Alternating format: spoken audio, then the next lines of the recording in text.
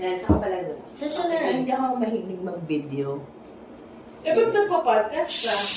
First time to, di ba? First time ba to? Papakita ako, pero yung public. What? Papakita na yung public. Ay! Okay lang lang. Sige, okay. Ayan. Para may pag...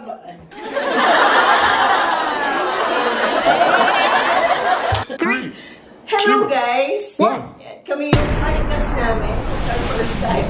And hindi namin alam kung last na to. Ayan, playful, naughty podcast habang meron wait lang. Ayan, so I'm joined by Abby, Mai, and Toot. Okay, so sa age namin, nakatuwa nyo namin itong playful podcast. So, for entertainment use only. So, sana walang mapipikon, walang ma-offend sa kung ano man yung masasabi namin dito. So, at our age, it's normal. Ayan. So, ang topic namin for today is bakit lagi natin tinatanong ang sex or chocolate? Ayan. So, yun doon tayo magsisimula sa topic na yun. Ako, for me, sex or chocolate. So, bakit ba laging tinatanong yan? Siguro, it's a manner of comparing kung ang babae mas gusto ang sex, either sex or kumain ng chocolate. So, anong meron sa chocolate? Bakit kino-compare sa sex? So, sa akin siguro parang kasi parehong masarap. Kaya kino-compare siya. Tapos ikaw Lami. Ako? Tawad kasi ako sa sex eh. Kaya mas gusto ko chocolate. Kasi both chocolate and sex you can't resist. Oh, wow! Medyo maganda yung sagot mo. Pwedeng pa-elaborate pa? Kasi syempre, pag ang chocolate kasi, pag pinili mo yan, syempre, iba yung feeling na makatikim ka ng something sweet, di ba? Sweet, tapos talagang, well, hindi naman lahat ng tao are mahilig sa sweet. Pero syempre, kung yung mga katulad ko, kung sex and chocolate, di doon ako sa sex. Iba naman yung sensation ng sex compared mo sa sweet. Di ba? Na ang sweet kasi nakaka-happy. Di ba? Ang sex kasi, kung Ang chocolate nakaka-happy. nakaka-happy kasi ang sweet, While di ang ba? sex. Ang sex kasi nakaka-happy din, pero minsan, hindi lahat ng sex nakaka-happy. Minsan nakaka-frustrate din. Pag hindi mo namimit yung gusto mo sa sex. Meron naman pag halimbawa pag down ka, pag kumain ka ng chocolate, masarap kaysa pag nakipag ka. Kapag sex, Mas okay pa rin yung chocolate kasi pag kinain mo, medyo na-uplift ka. Pero pag yung ganon, parang paano na-uplift? masakit yung mo. Hindi mo Yes. masarap. Hindi, baka kasi masarap makipag-sex pagkatapos mo kumain ng chocolate. Oy, okay yun. Okay yun. Okay Pero yun. pag sabay mo yun, lagyan mo ng chocolate. Adrenaline. Parte ng So, anong point mo? Anong point mo? Paano mo nasabi yun? Naalin? Na masarap kumain ng chocolate Hindi, after. masarap makipag-sex after mo kumain. Chocolate. Kasi andun nga yung energy mo eh. Diba? Eh, paano kung ang tao hindi mahilig sa chocolate? Mahilig lang sa sex? Pag ako tinanong mo, Pag syempre, yung sex, pipiliin chocolate, niya, chocolate sex. sex lang. Sex. Kasi Oo. kung diabetic siya, hindi siya pwede mo Oo. chocolate. Di matik Hindi sex kasi siya. ako, for example, I'm not fan of sweets. So, kahit Okay. nakatebang chocolate lang kayo ilagay mo dyan sa harap ako, hindi ko papansinin yan. Pero yung iba nagkakadara pa, di ba? Taranta sila pag nakakita naman namin chocolate. Literally, ha? Pero kung sex yan, go ako sa sex. Di ba? Kasi walang dating sa akin chocolate eh. Ang sex may dating sa akin eh. Di ba? Kumbaga kanya-kanya din perception yan kung ano yung dating sa'yo pag nasa harapan mo yung chocolate. Di ba? Good point si Toot. Yun yun. Sa akin siguro depende sa mood mo nung araw na yun. Kung magugo ka sa chocolates, kung magugo ka sa sex. Are you fan of Depende sa chocolates? Oo. Okay. Actually, both. Both ako, pero kasi depende sa mood mo nung araw na yun. Shamod? Oo. Shamod? Ano, guys ka ba? Kaya sinabi mo na tut, agad yan. Tut! Ganun. Hindi, yun lang. I mean, depende kasi sa tao yun eh. May kanya-kanya tayo. Ako, yun yung reason ko. I'm not fan of sweets. Yun lang. Kaya ako tatanungin mo sex and chocolate. Sex ako. Sex or chocolate? Sex or chocolate? Sex. Isa pa, sex! Basta Diba? ako, chocolate. Bakit ka chocolate? Tamad nga ako mga 6. Ah. So ako po, depende.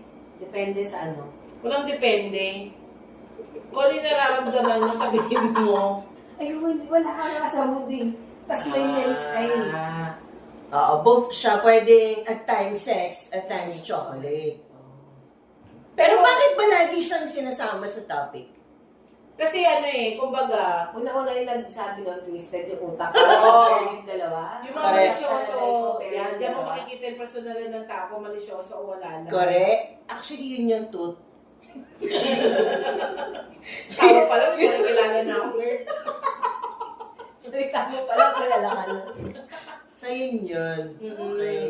So, ito yung tinatawag na drunk debate. Okay? So, drunk debate dahil habang nag-uusap po kami, kami po ay umiinom. Hindi Lalo na naman. kami lakas makipag-usap ng ganito kung sober. Correct. Tsaka, sabi nga nila, mas lumalabas daw yung gusto mong sabihin pag nakakainom ka. Pero sa kagaya ni Mai, na Yakult ang ininom, hindi namin alam kung totoo yung sinasabi niya na mas fun siya ng chocolate. Hindi nga siya malibog. Yan, again, tooth! Galing kay, Galing tooth natin ha. galing kay Toot, etong Toot. Straightforward siya eh. Hindi siya mahilig sa sex. Dito siya sa chocolate. Diba? So may ganun pala talaga. Diba? I mean, at our age, parang dumadating din tayo sa time na chocolate din yung pipiliin natin. Yes. Meron ka lang. Okay. Pero ako never ko pipili ng chocolate. I'm fine. Galing po yan kay Toot. Hindi. Kasi hindi ako mahilig sa chocolate. Yun lang yun. Paano kung iba? Sex or what? Other than chocolate. Sex or what yung pipiliin Ano mo? yung kaya mong ipagpalit sa sex? Ang ganda ng tanong ni Mike. Oo nga. Eh talaga? Talaga? Sa lahat. Sex or Sex talaga. Yung igigiba mo talaga yung sex. rest? Pwede rin yan. Okay din yan. Sex or Yung iba rest? ko yung ano. Ako Ayan, pwede nyo isama yan. Sex or rest kesa sex or chocolate. Oh, Para pwede ma- naman, ako pwede rest. mo makipag-sex tapos rest na. So, ganun pa rin. Kasama pa rin Toot yung sex eh. Sex pa rin yun. So, sex or rest? Hindi, rest. Yung sa stage ko ngayon Okay. sex or rest, dun ako sa rest. Kasi, Mas pipiliin mo na ngayon yung rest. rest na. Pero, 5 years ago, Puro sex. Sex, puro sex. Every Breakfast, day. lunch, dinner, Every merienda. day, 3 times a day. papawisan ako. Hindi. Kanina hindi. 5 years ago, hindi naman nagano. Kumbaga yung mga kabataan time pa natin, di ba? Yung Mo lang. Kasi bata pa kami talaga. Nung bata pa sila. nung bata pa ako. Ito pa yung nakita-kita. Ang hirap po, malalagay na ako sa kinakaupuan ko. Ayaw. Ayoko! Ganito. Kiri lang, girl. Hindi mo naman kita eh. Kita na. Kita na, o yan na. Inuubaran mo na ako eh.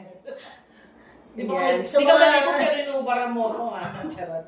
Yan. Sa mga anak namin, nasa legal na edad naman na kami. nasa tamang disposisyon na para pag-usapan to. So, huwag niyo masamain. Sa mga mahal po sa buhay ni May. Okay lang yan. Upo kayong, Ano naman upo kayong sila? nadidepress kay May. Mabait na bata pa rin naman. Kay Toot, pagdadasal po namin siya. Eh, yung kumari mo dyan sa kanan, busy oh. Ako, okay lang ako. Kahit ano. Wow. Yun lang. Yun Okay. nga kasi wala akong hilig sa chocolate. Kaya depende sa tao yan. Teka muna, ikaw ba sumagot ka? Oo, sumagot ako. Ako una sumagot. Ano ba sa'yo? Like, are you with you? Yes. Ano ba Ano sila na rin rin both ka rin? Both din ako. Both Depende ako. sa ano. So, kasi mahilig ako sa chocolates eh. Sobrang hilig ko sa chocolates. Lalo na Eh, pero kung... isa nga lang daw eh. Ha? Isa nga lang eh. Ano Ay, sila ba may- Hindi, ang tanong naman natin Sex is or bakit chocolate? kailangan, Ah. bakit laging nilalagay Ay, may sa tanong, list? kung ano yung sagot ko? Hindi, okay lang. Bakit kailangan ilagay sa list ng mga questionnaire yung sex or chocolate? Siguro Ano may bang meron? meaning yan, may meaning yan psychologically. Meron yan sa mga psychologists. Wow, May so ano ibig tayo? sabihin yan eh. Intellectual yung usapan. Sige. May meaning yan kasi syempre ang pinag-aaralan nila yung human behavior, di ba? So syempre, kung ako psychologist, may ibig sabihin sa akin yun. Kumbaga pinag-aaralan kasi yan, nasa study of human being yan. At since tayo, hindi naman tayo ganun ka, alam mo yun, I mean, ka-intellectual in terms of psychologist, mga ginagawa ng psychologist, hindi natin alam yung talagang reason behind it. Bakit may ganong question, di ba? Di ba? We have to agree to Psychologically, disagree. di ba? I mean, scientifically Malalim. pala. Scientifically, may reason yan. Scientifically may reason, Yan. but hindi lang natin, not precisely on human behavior kasi it's another I think entity na kailangan Oo. on sexual part naman yes, siya. oo. So, yun. Medyo May may laman sense, ng konti may si sense. Tut, ah. May sense ka naman, may sense ka naman. Actually, Kasi hindi tayo psychologist, kaya hindi natin alam bakit. exactly. Actually, tong grupo ng podcast namin ngayon, expert kami sa walang kakwenta-kwentang bagay. True. So,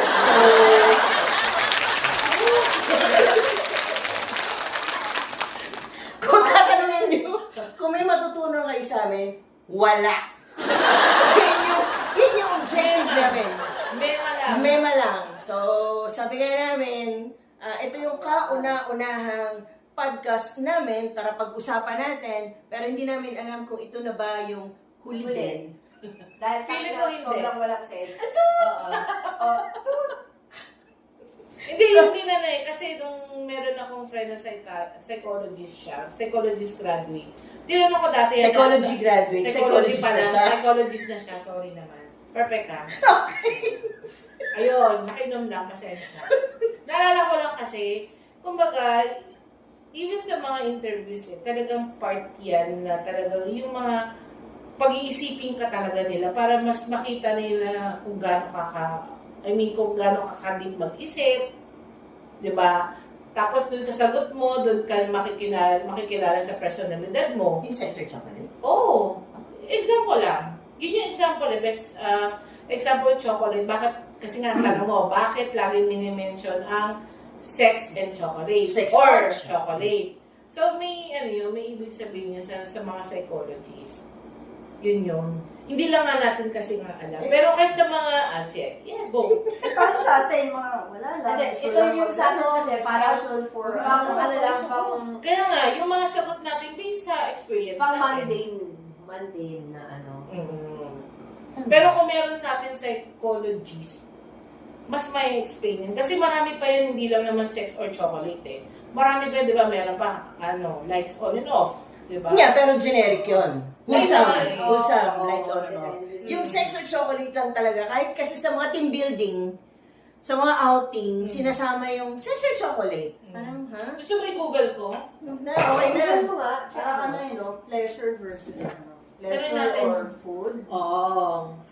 Kasi sex is Kasi kumbaga, yung sa mga options na ganyan, kasi doon mo makikita yung personalidad ng tao, doon mo makikilala. Nag-google Kung po sa paano, hindi, ChatGPT ako. Ano ba yan? Baka may sense din kausap to sa ChatGPT. Di ba nga, mga kapatid?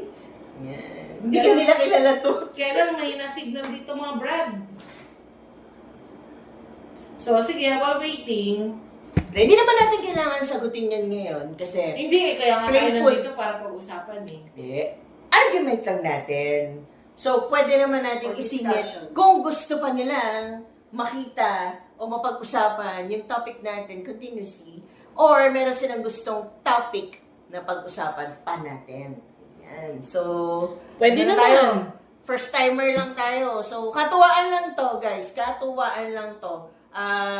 Do pinagpawisan ako sa tanong, sa mga sagot, lalo na ni Tut. So, kanina medyo okay tayo. Yeah, first time, sana magustuhan nyo and sabihan nyo kami kung may gusto kayong topic na pag-usapan. Yung may sense na kasi may sense to si Arlene eh. Anything under the sun. Sabi ko nga kanina, ito yung grupo ng expert sa walang kwenta. Kinakabahan ako na sabihin mo. Ayan. So, wrap up, wala pong may tamang sagot kung bakit laging sinasama sa listahan ng pagtatanong ang sex or chocolate. It's natural. Nature, no? Correct. Sa atin, na wala lang. Kasi alam natin ang mga Pinoy, no? Lalo na yung mga nasa edad na o mga nasa mid. O yung mga alam natin na prone sa mahihilig sa sex, ay lagi tinatanong sex or chocolate para makuha nila yung sagot is sex. So, ano bang meron ito? Kailangan na lagi kinukumpara sa chocolate. So, wala. Walang tamang sagot, walang maling sagot. Kasi depende. Depende yan sa perception ng mga tao, sa hilig ng mga tao, lalo na ni Tut, na walang kahilig-hilig sa chocolates. So, alam nyo na kung ano yung hilig niya. Ayan. So, first timer, so sa susunod, pagbubutihin pa namin, sana magkaroon ng sense, pero sa tipo ng grupo namin, hindi kayo magwawagi na magkakaroon ng sense ang pag-uusapan namin. Malay mo naman, pag uminom pa tayo more, di mas may sense May na. part 2. Oo, may part 2 for sure. Pili ko pa kami tayo puro puro gano'n. Looking forward for the next session. For more toots? For more toots. Ayan. Sana nag-enjoy kayo. Ano gusto yung topic sa susunod? Ay, wow, ang galing. Ang galing. How Sana about may you, sense. Toots? Ha? How about Next you? time. Tooth. Sana may sense? Tayo nga yung expert sa nonsense. May masabi lang. At least siguro naman, mapapaisip pa rin naman sila sa mga makakanood nito. Kumbaga, magkakaroon kayo na analyzation about dun sa topic. Analyzation, baka meron na rin itong ano. Pero ano Yung sa report. report? No? Bakit?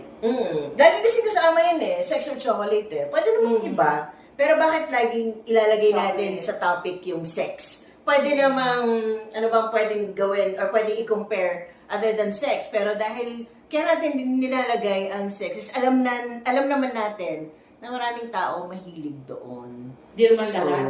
Ha? Di naman Mostly, di ba pag ang usapan is medyo nasa level ng sexuality, di ba? Iba yung umaandar sa utak, sex ako dyan. So, wala Pwede big naman deal sigurong chocolates. pwede naman sigurong chocolate or kiss. Pwede din. Yan, Bakit? okay pa yan. Tama.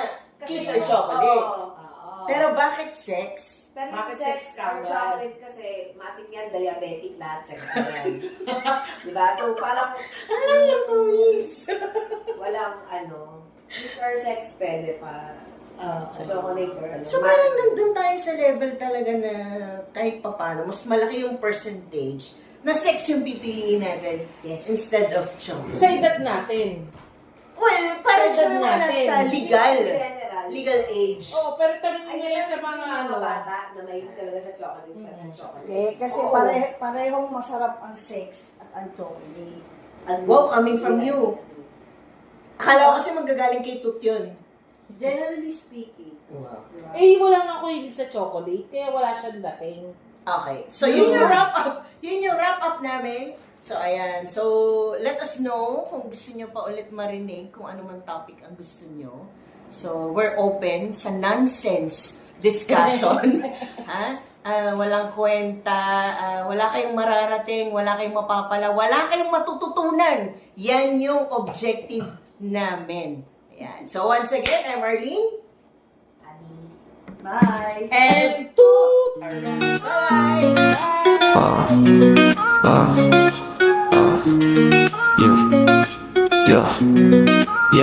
我想应该准备几次自我介绍，说话不想怎么进到这个市场，至少从闪现前全都面面俱到，不过就是重复完。